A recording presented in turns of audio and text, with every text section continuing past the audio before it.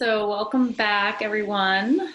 I don't know how many of you were here last week, but it seems like a lot of you were. I was super bummed to miss last week, but it's so nice to be back with you again. I have had the awesome opportunity of potentially getting a really amazing piece of farm land here and reforestation land here in Costa Rica. So I was out hiking around there, looking at all the things last week. And I'm actually not going to be able to be on the call for the next 5 weeks, which I'm really bummed about. But I'm taking a permaculture course, which I'm super excited about, up in the mountains here. So I will be with you in spirit and pop on at any moment if I can, but you'll be in the great hands of Meg. And so kind of the great arms of Meg. Great hand. Arms, boom, space of Meg. And yeah, I'll pop on if I can. I'll hopefully come back with lots of awesome wisdom of living and planting and growing food in alignment with nature. So yeah, I know last week, we were just saying we're carrying on with this topic of impermanence and the embracing of and the really co-creation with the cycles of life, the rhythms of nature and the cycles of life, and just the magnificent mystery that is what it means to be here on this planet in this time and in this human form. And what was really coming through to me after Meg and I talked about what you guys ended up diving into last week is faith, and what faith means, and what role faith plays in our part of learning to not just live with, but to actually really love and embrace and learn and really evolve with the unknown, which is inherently life. We like to think that we know or think that we can be in control in some way, but we're really not, and so my experience of returning to this idea of faith was a big full circle return for me, and we'll talk about that a little bit later. And so I'd love to start with let's just sit together. And wherever you are, take a comfortable upright seat. You have a wall to lean against or a chair, or you're just sitting cross-legged, wherever you are, just let your arms hang naturally out of your shoulders.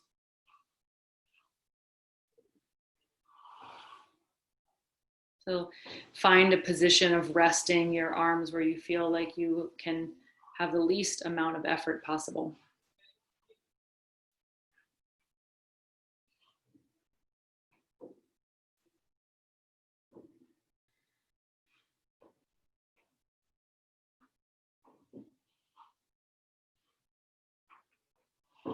Just take a few moments to allow all of the parts of you to gather and coalesce into the here and the now. The parts of you that are your mind and your thoughts are still thinking of something in the past or the future, as we often do. Just gently welcome every part of you here. You can do that by placing your awareness on your breathing.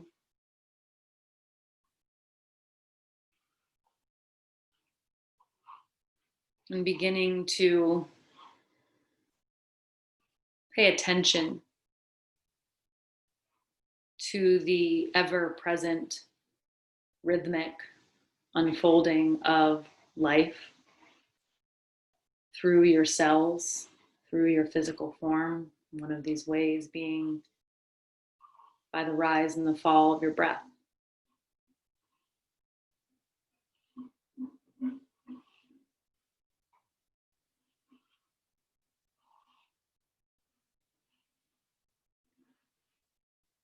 this wave, this current, this cycle as a beginning, middle, and an end, and all the moments in between.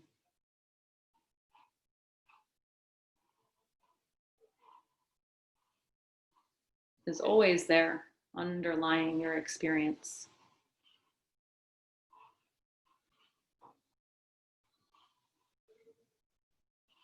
So just allow yourself to be gently withdrawing from the world, the outer world, into your inner world. And placing a thread of your awareness on the pulse of your breath.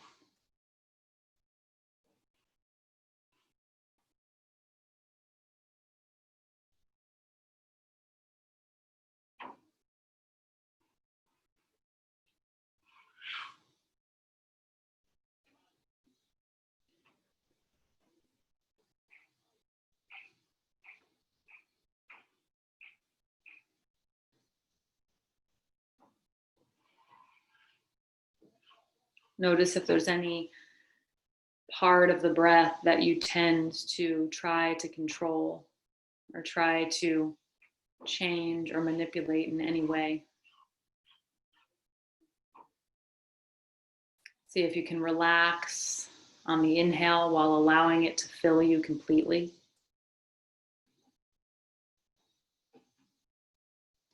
And if you can relax on the exhale while it empties out of you, emerges back into the atmosphere around you.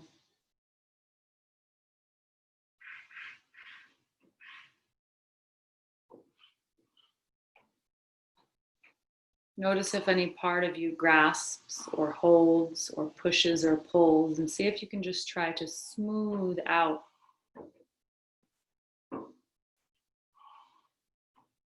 your participation in this ongoing creative cycle by becoming a better witness of it.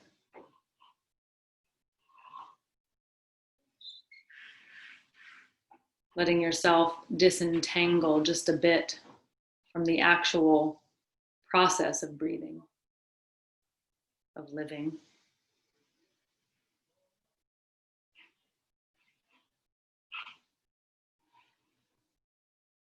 And feel yourself rest back into the state of the witness.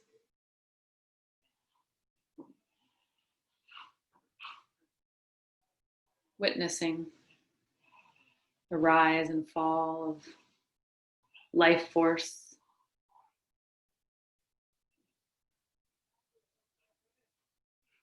Witnessing any tendency you have towards control.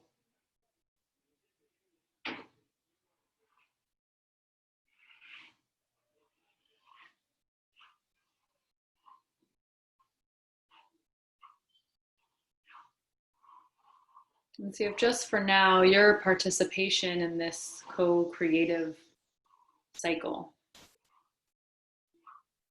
can be more of a witness, more of the observer. Almost as if you zoom out from the one breathing and instead witness yourself being breathed.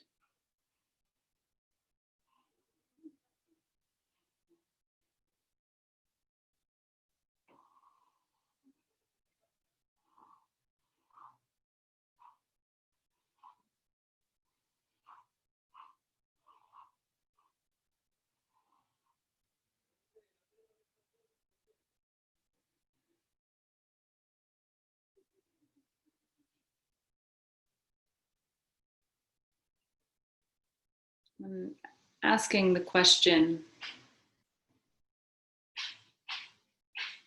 what is this life force?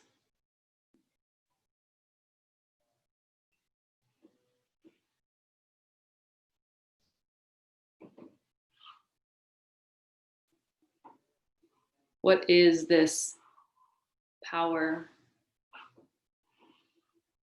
this energy that flows through me, that flows through this body, animates this mind?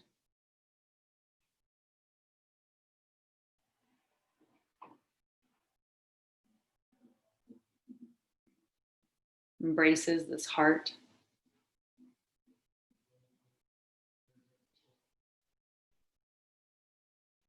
Whose is this life force?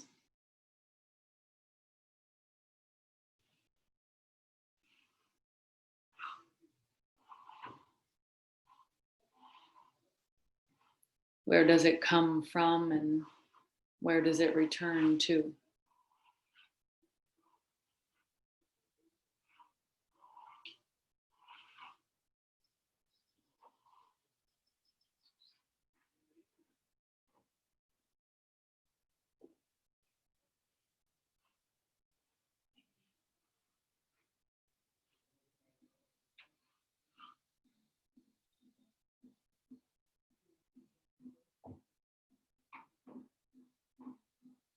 Where does this life force come from and where does it return to?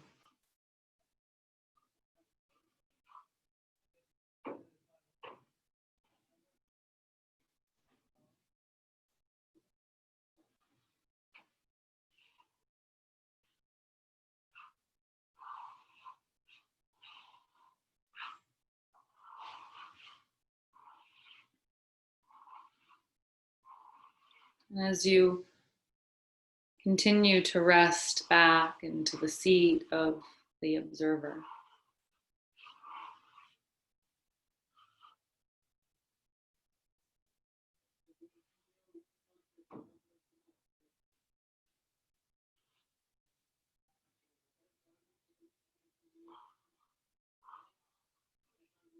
I'll contemplate the question, what is faith?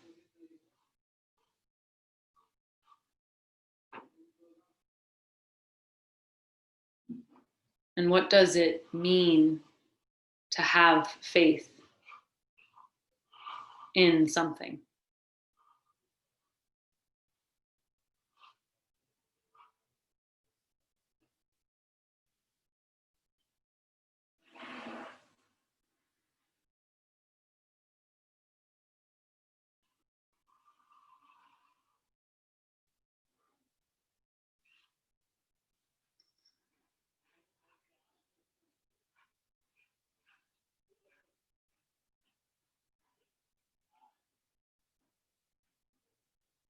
What is faith?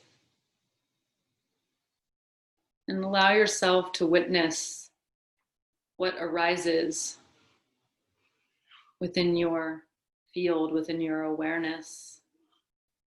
And this concept or this idea of faith is proposed. What has been your experience of this concept in the past?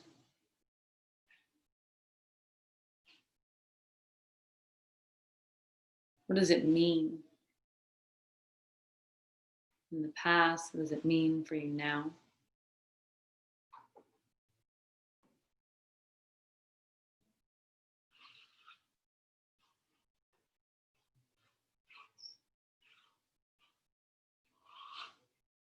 And what does it mean to have faith?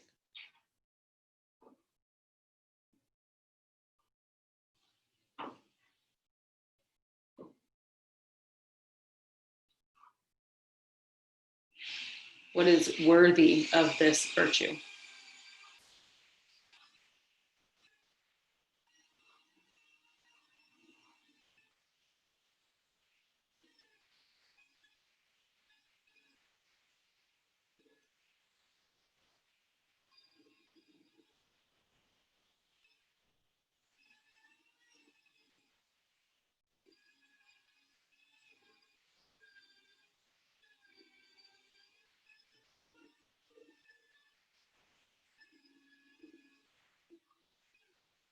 And how is it that we cultivate faith?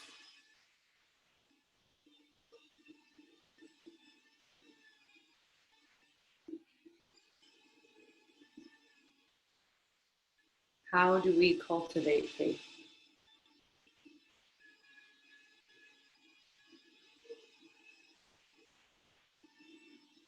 How do we know what we can have faith in?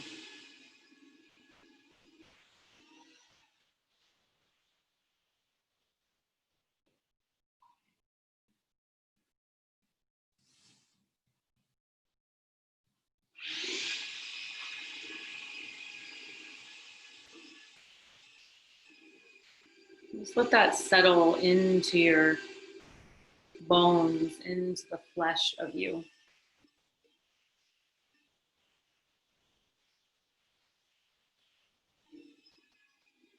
And if the question doesn't have an immediate answer for you, watch the mind and its natural tendency towards creating rationality, creating an answer, making sense of something. And just let yourself bear witness of mind in relation to this virtue, this idea of faith. Watch body.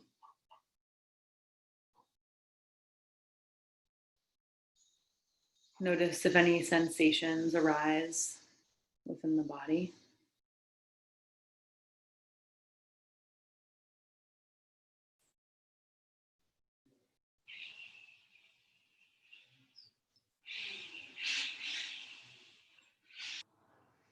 And what does the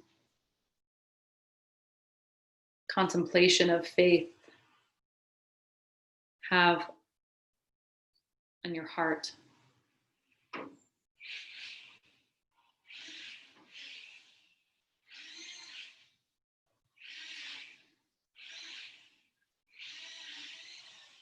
Again, there's no right answer to this. There's no right or wrong. There may not even be an answer or a concept that has words to it. So just let yourself feel in to the quality of energy, the quality of your awareness, the quality of your field, your space within and around you as you tap into this energy, this virtue.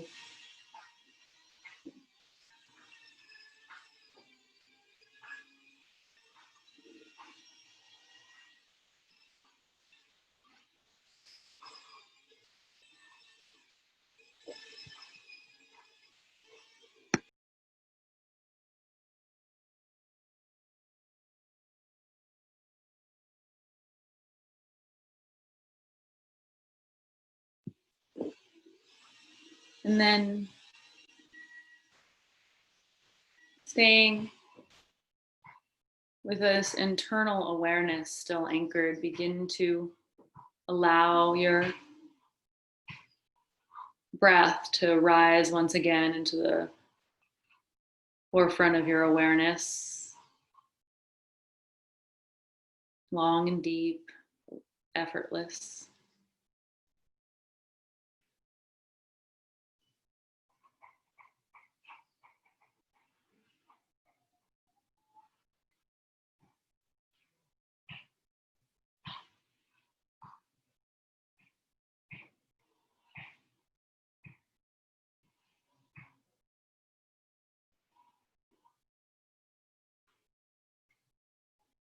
And gently allow your eyes to begin to open.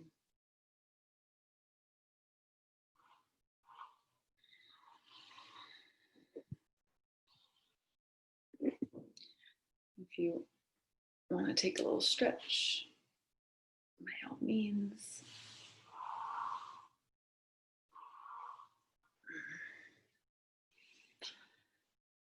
I'd like to just open the space for one or two shares to share about what is it that faith is to you.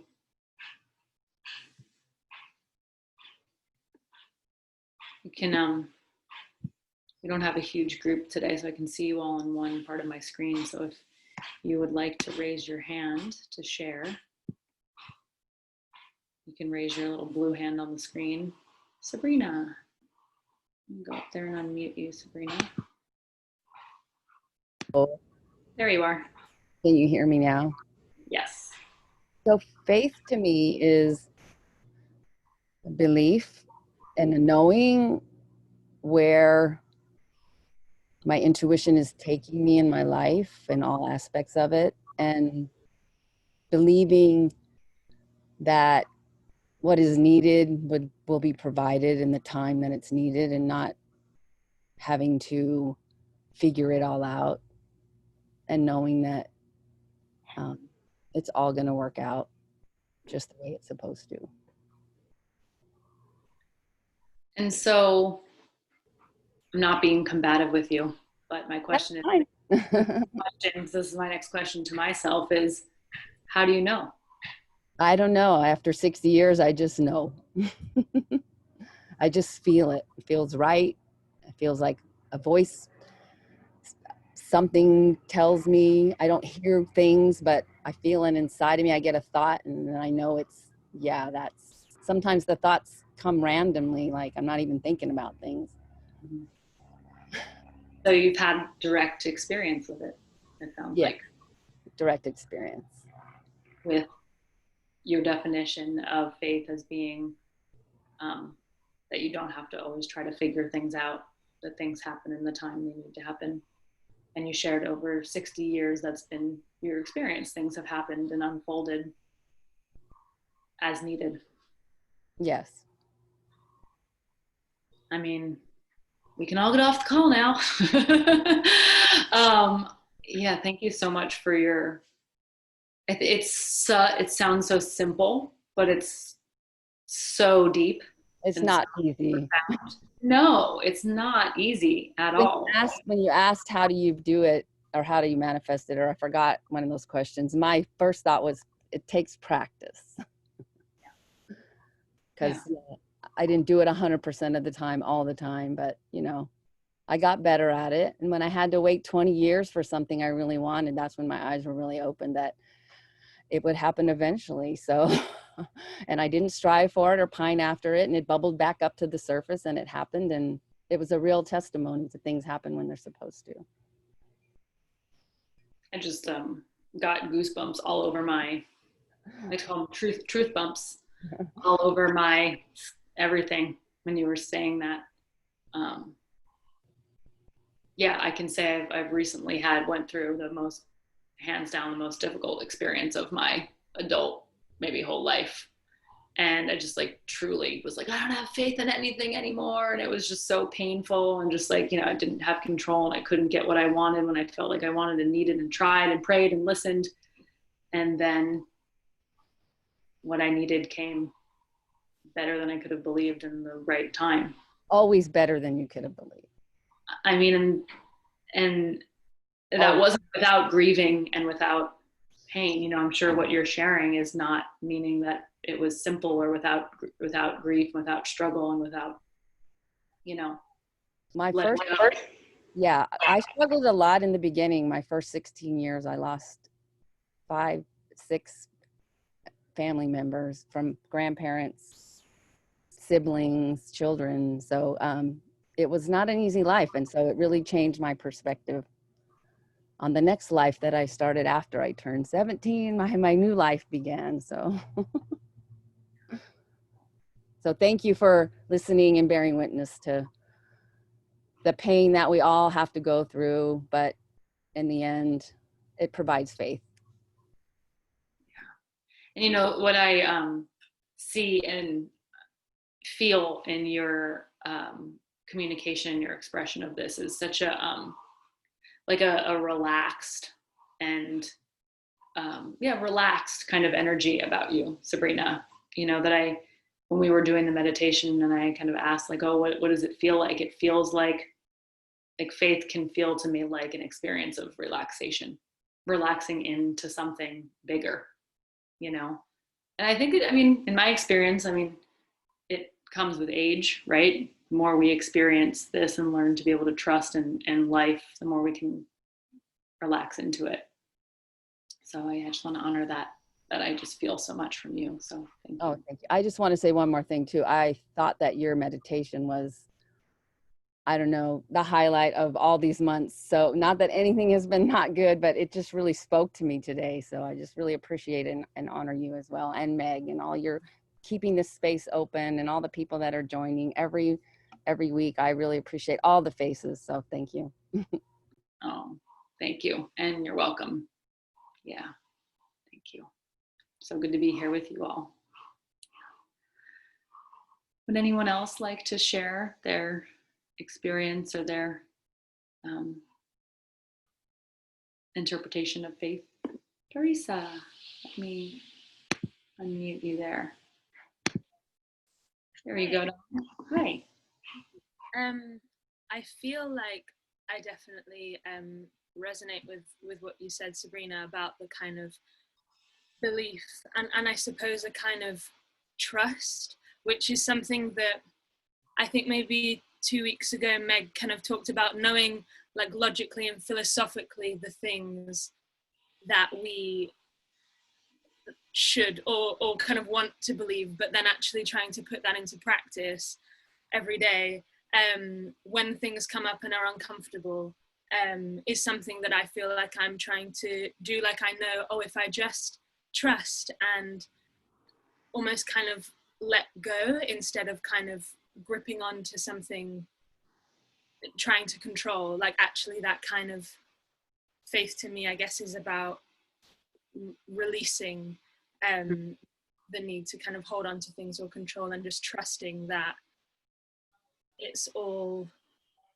you know, divine. It's all happening for a specific reason, even if right now that's kind of not clear. But I feel, I don't know, I feel like I'm speaking from a kind of philosophical, I know that this kind of could be or should be maybe what I would like to kind of keep putting into practice, but it's definitely something that I'm still, I guess, battling with, trying to input that into my daily practice and daily life.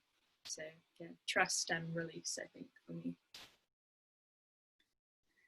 Yeah, and you know, in Sanskrit, the word that is usually used for faith is called Shraddha. And one of the translations that my teacher used to use for Shraddha is where we place our heart. That it can actually be used, like Shraddha sometimes is actually like a verb. So it's almost like you're faithing. And just like you both kind of shared, like it's actually, it's an active thing that we do. It's not just this passive, like, oh yeah, I just have faith, you know. It's actually a practice. It's actually a cultivation of where we actually choose to place our heart, right? Because we could choose to place it in, we actually have the choice, you know, to choose of where, if we resonate or we land kind of in this place of fear, or we can choose, you know, choose, meaning even to be aware that you have the ability to choose could take years and years to understand that, you know, we're not taught that really in our culture necessarily. But that to be able to actually choose, like, you know, Parisa, like you just said, like, oh, when I'm in this state of like holding, like trying to control something, when we say this, you know, like faith, it's not a passive thing, but it is this like, okay, like let me relax, let me open, let me bear witness. That's why we did the witnessing in the practice, right? Let me like pull myself back a little bit to bear witness to my experience. And so when I can bear witness to the bigness of it, and this goes back to what you talked about last week of like, it's so much bigger than me, and these cycles and the movements and the you know, the rise and the fall and the death and the grief and the endings and the beginnings. You know, it's so much bigger than just, we can feel like we're just in it. But this practice of witnessing, and this practice of catching ourselves and going, oh, I'm so wrapped in this, trying to control, and to be able to soften that fear or desire to control. Which I think as well kind of is scary in itself, like to almost have that courage or trust enough to be able to go, I don't know. Yeah. And that's okay, instead of I don't know, so let me try and micromanage or kind of control, because that it's just ends up being this kind of spiral that we go round and round. But yeah, thank you. Meg, do you want to chime in a little bit here? Thank you for sharing, Parisa. So good to hear from you, to hear your voice after I listened to your voice a little bit in your music, which is so beautiful. Yeah, thank you for sharing. And no, I mean, I think that you hit on the points that she was speaking about. I mean, for me, you know, as far as making this an embodied place, it's not like, oh, you know, I've done all these things and now I rest in faith all the time. It's just it's a continual opening to the moment at hand. It's a continual humbling myself in the face of it. You know, it's a continual recognition of my place in the world as so infinitesimally small. It's a constant place of wonder, and I mean that in a couple of ways. So, you know, kind of like hearkening back to a few weeks ago, or maybe a couple weeks ago, when I find myself in a tough place where it's hard to find faith and it's hard to trust, I, once again, like my fallback tool is to open up to wonder about it, to wonder about myself and my reaction in the moment, to wonder about all of the complexities of the experience, to just, you know, be in a place of wondering, which often leads to a place of wonderment and awe, but not always in the way where it's good. You know, we've been asked to bear witness to some really hard things, all of us in our lives. And to wonder, to me, about the rightness of it, not always the goodness of it, because there's a lot of things in my life that I've come up against that it's hard to see the goodness in it. It's you know, we come up against these really big struggles and challenges and great aggressions. And I would be lying to you if I felt that those were good. But I wonder about the rightness in it, the place that it has in this, in the universal order of things. And that helps me to do exactly, Parisa, what you're talking about, is let go into the experience instead of trying to, like you said, you know, micromanage everything, which just doesn't work. It really just doesn't work. And you know, so anyways, that's a tool that I use often, because I mean, and I think that so many of us are in a place right now where we are really having to admit that we're not in control. And faith to me is just simply that kind of risky admission that I'm not in control. And it's the, you know, the recognition of my rightful place as not in control and as small. And that meaning, like, I'm going to shrink back and play small in my life. But it's just giving proper, like Ashleigh was saying, it's just giving proper perspective to things and opening me up to bigger perspectives. And I don't know, I just, you know, ever since I was young, I've always had, and I know Ashleigh wants to speak to this as well, we weren't raised in any particular religion at all. But my religion was in my bedroom with my sister. We shared a bedroom. We had two little yellow beds side by side, and mine had an M and hers had an A on it for Meg and Amy. And we would lay there in bed at night and talk about how big does it go and how small does it get? You know, like what could be outside of the universe? What could be further than that star? What could be, and then what could be smaller than the bug on the floor? What could be smaller than this? And, you know, it was interesting, those conversations, how they carried us, because it was in context of a very kind of, what do I want to say, an untrusting childhood. I could not put faith in my father, who was drunk and who wasn't coming home. And we would sit there in our rooms at night. We were awake because we were waiting for him to come home. You know, but so it was this interesting thing of like, I can't trust this man. I don't have any faith in this man and my family. But it opened us up to faith in something bigger and something more. And so it's just this amazing like dynamic between mistrust and not faith in something really incredibly hard that opened us up to, you know, the bigness of it all. And to have those conversations hold the fact that, you know, dad didn't come home, or he came home and he was drunk and he was mad, and, you know, and then we all pay the price, or whatever it might be, to go, right, there's a bigness to all of this. When we can zoom way out, somehow it allows us to hold the pain of what is happening in our immediacy, and not have it crush us, you know? So, Ashleigh, I know that you maybe wanted to speak to, you know, your experience of faith and how it's changed. And I know that you spoke to that in the meditation, but it's really interesting to look at our relationship with faith and trust, and where and how we place it, and how it's grown, and how it's opened us and shaped us, and how it can help us to move through the situations that are desperately hard.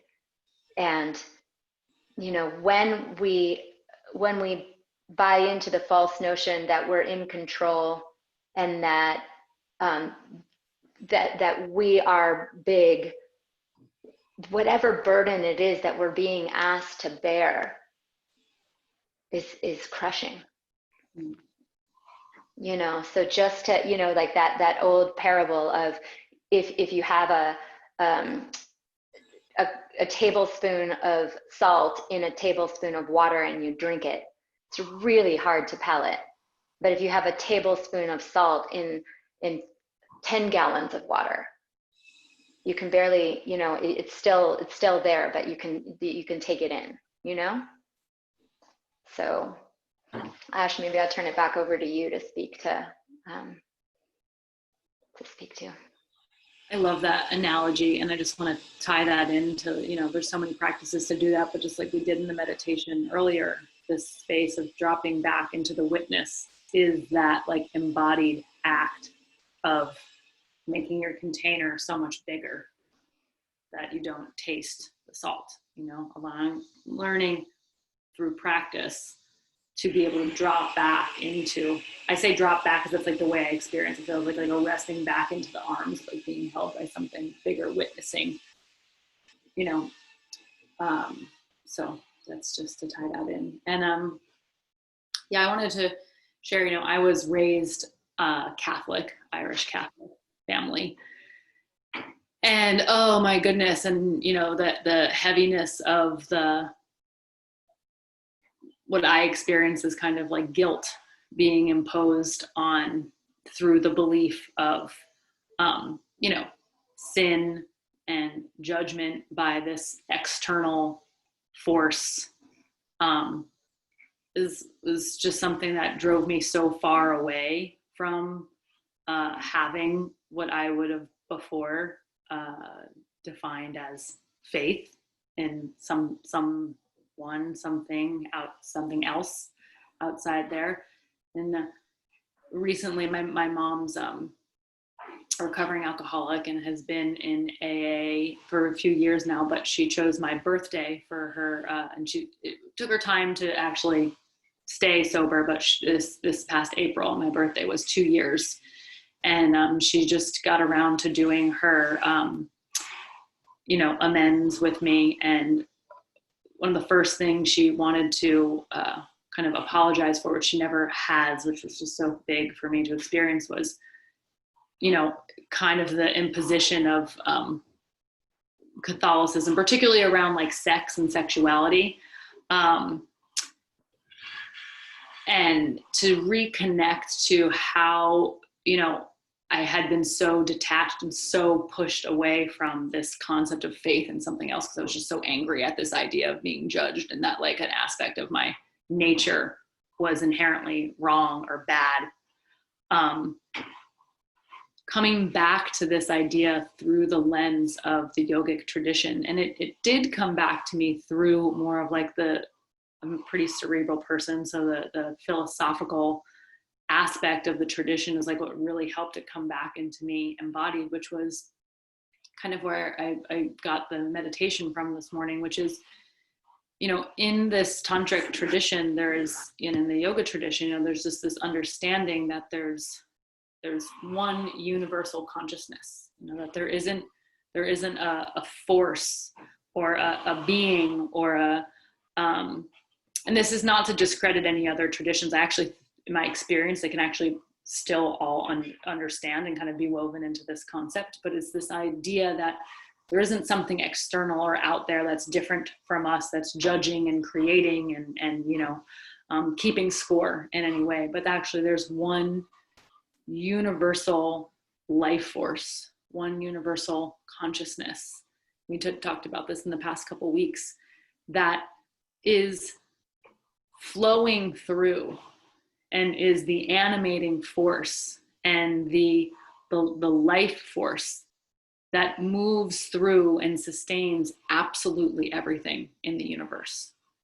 And that this life force, this consciousness, you may call that God.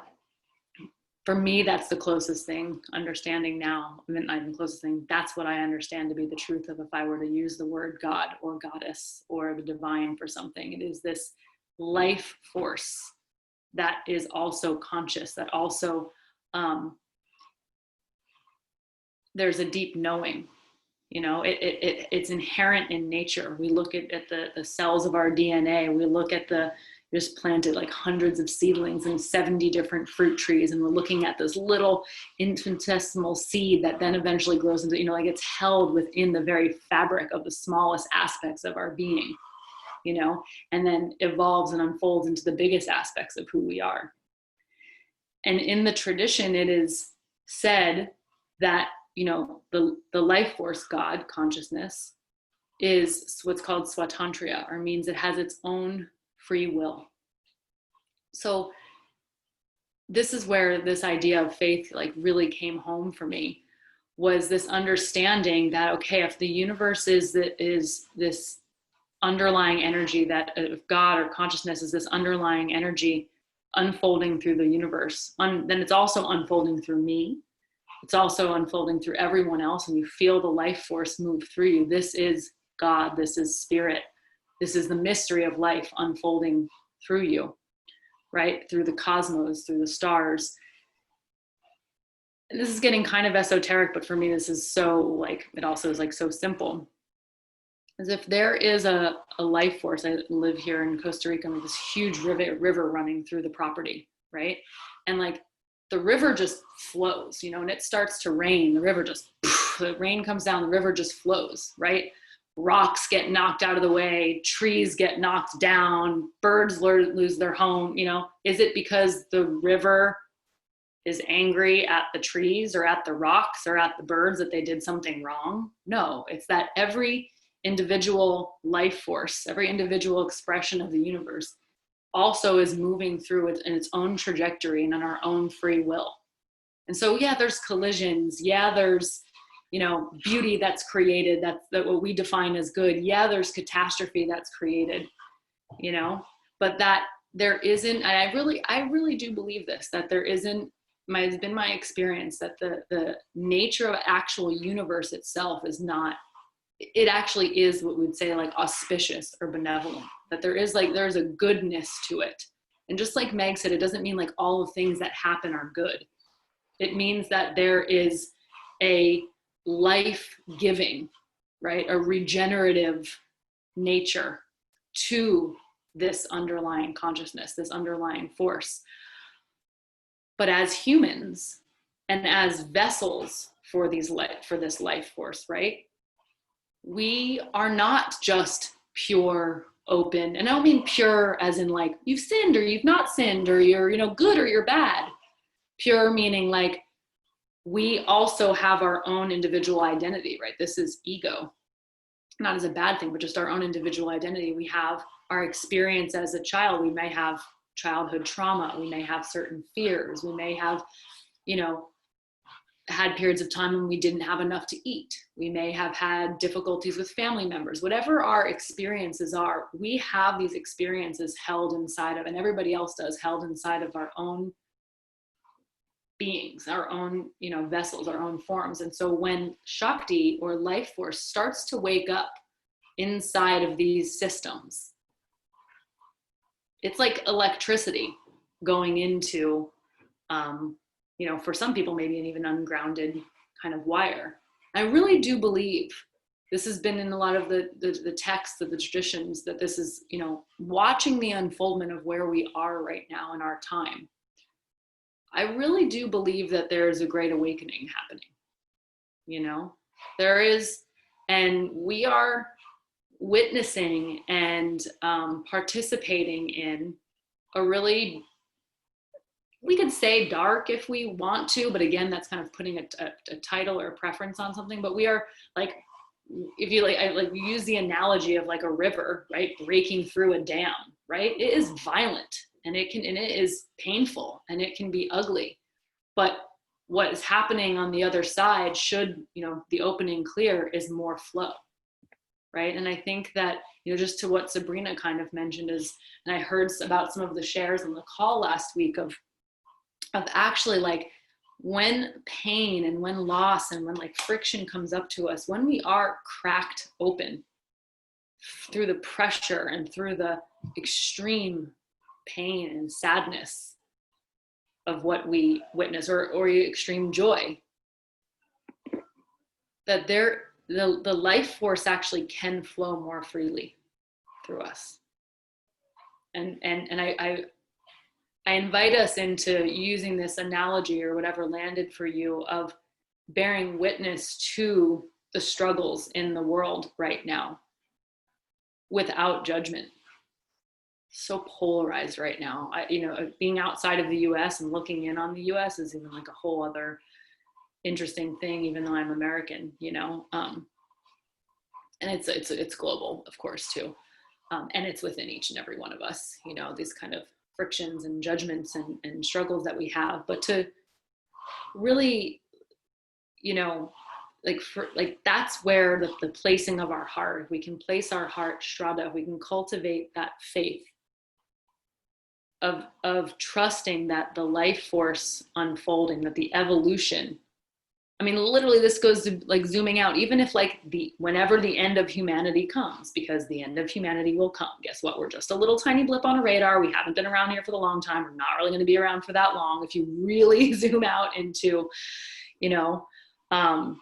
the history of the world and the history of humans and life on this planet, it's just like miraculous to go like, wow, we can consider what's the meaning of it all. Maybe there's a huge meaning. Maybe there's not. Who am I to say? But by opening to the experience and by allowing ourselves to trust and connect into this bigger picture, continuously placing our hearts into that bigger, vaster kind of ocean container, like Meg so beautifully explained. For me, this is the experience of having faith. When I started to practice it in that way, I did start to realize, and I do, it is a practice all the time, did start to realize that it does pretty much always, not pretty much always, it has absolutely always ended up better than I could have imagined or dreamt up. I got a good imagination. but it doesn't mean it wasn't tons of pain and tons of suffering and tons of struggle. So I invite us, you know, to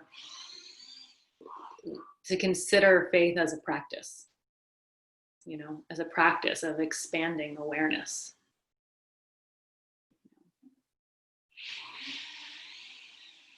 Meg, you want to say any more on that?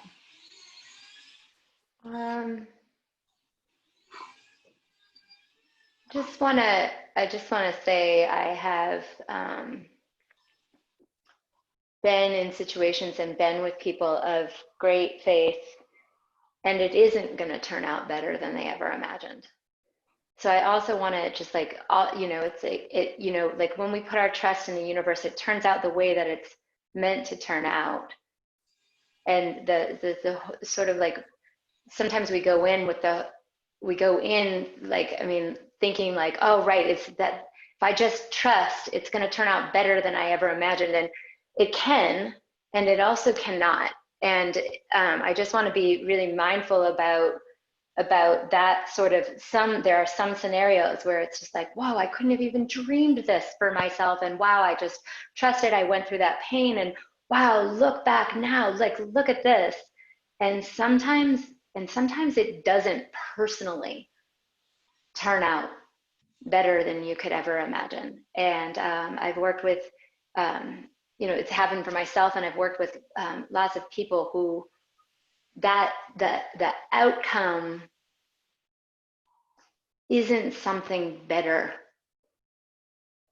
And so I just also want to say, like, in that moment too, to continue also to have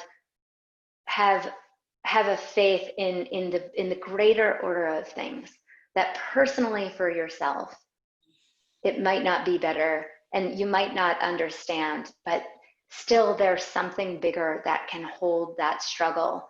And just like everything, the waves of the grief and the pain and the struggle, the intensity of that will move through and pass. Just, you know, back to the space of impermanence. Won't always be, you know, what it is right now, but also just to be mindful of the faith that has an agenda, of, oh, if I can just be in faith right now, it will be better. Because in some scenarios, and again, it's just not in our control. And so I just wanted to like say, like, both, and there's been so many times in my life where I've been in great pain, and the great pain always allows us to grow, but it doesn't always put us in what our minds might consider to be a better place.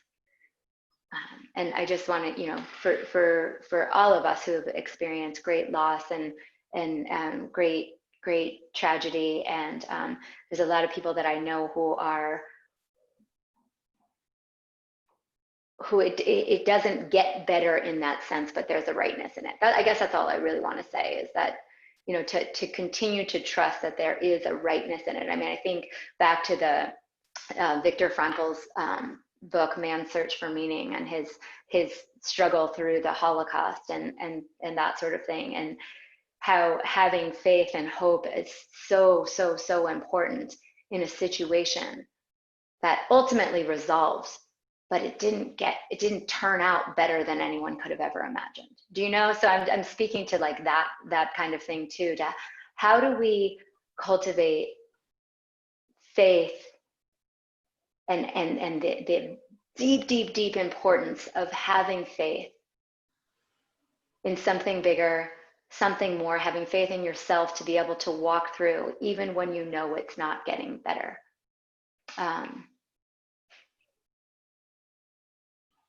And so I just want to add that in there as well.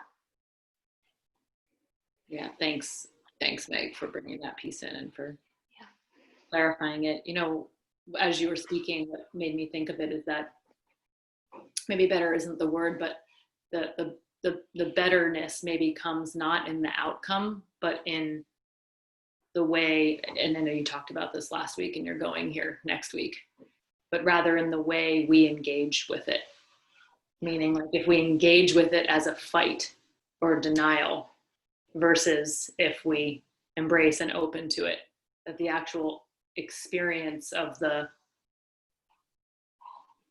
heartbreaking, terrible, awful, not better thing maybe becomes, I don't even want to use the word more easeful, but maybe, you know, when we surrender from the fight or the resistance of it, doesn't make it, or maybe better isn't the word. I don't know if you have another word for that, Meg, or if that's been something with your experience of, you know, I remember someone you mentioned had shared kind of living with cancer a couple different times versus first saying I'm fighting cancer versus I'm living with cancer. You know, just kind of this shift of the engagement with the process, fight versus you know, create or engage.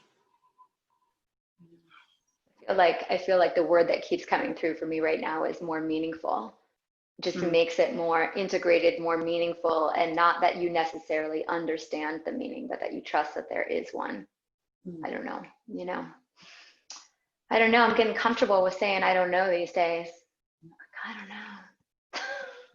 We don't. We don't know. Yeah.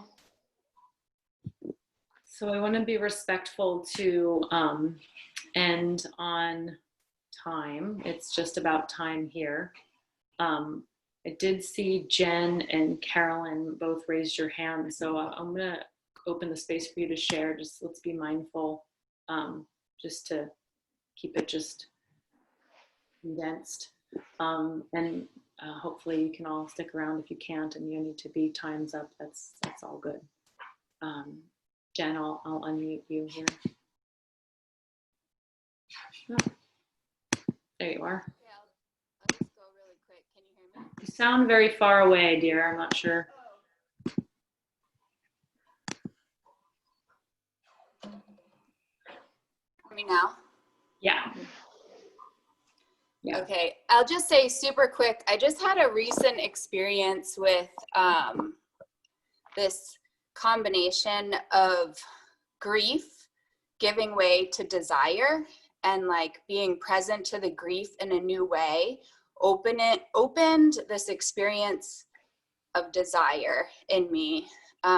So I don't know, I feel like that lends itself a little bit to what we're talking about, just like the being with and the opening to the feeling, and that holds also the feelings of desire, even side by side with the pain. And by resisting the pain, it, you know, I feel like it's been said millions of times, but I just personally had a deepening of that experience where I was capable of holding some grief in a new way that then opened my heart to my own life in a new way.